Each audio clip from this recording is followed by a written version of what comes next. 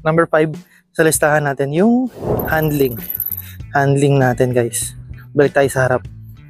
Yung handling position natin, hindi ako nakatingala, hindi rin naman ako nakatungong-tungo, no? Saktong-sakto yung handling ko, yung manibela, itong handle grip ba tawag ito, makapit siya. Stock pa lang to ha, stock pa lang tong hawakan to, makapit na, hindi na kailangan mag-alala na baka dumulas yung kamay mo dahil makapit talaga to. Dito rin sa kabila ganun din, makapit din siya. Meron ako nakita na nilalagay nila dito na parang rest, ganun siya, parang clip na ganun, tapos para daw hindi mangali yung ganito pag naglo-long ride, para ginaganon-ganon mo na lang siya, pinipitik-pitik mo na lang para umandar. So hindi pa tayo bumibili nun at wala pa rin naman akong karanasan sa ganong motor dahil ito nga ang ating unang first motor, unang-una na, first pa.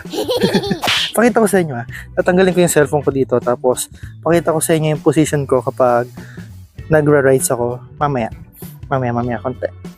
So yun na yung ating number 5, yung handling natin na, at saka isa nga pala sa handling natin, meron akong mga nakikita mga review na yung Honda click down nila is medyo nagbawabol kapag morning, and kapag medyo matagal na hindi pa na papaandar.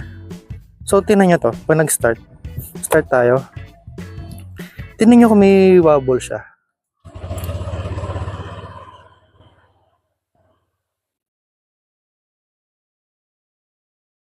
Yun yung kanyang yanig, yun ang kanyang hinig. Meron ba? Tama ba? Normal ba siya? Kapag kinapitan mo, hindi naman malakas yung pagkakanginig niya. Siguro, naglo-loading yung mga